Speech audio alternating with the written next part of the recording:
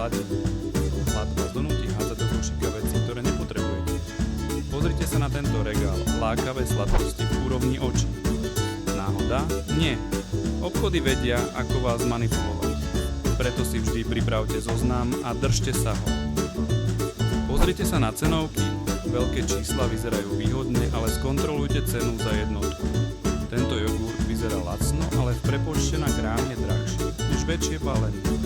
Obchody sa spliehajú na to, že si to nevšimnete. Preto vždy porovnávajte ceny na kilogram alebo liter, nielen na balenie.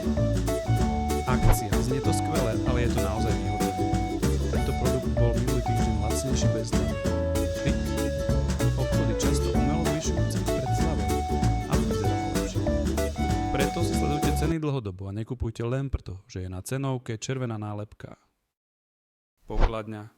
Posledná pasca. Malé produkty pri kase sú tam zámerne, aby ste ich impulzívne kúpili. Žuvačky, čokoládky, drobnosti, ktoré nepotrebujete. Trik.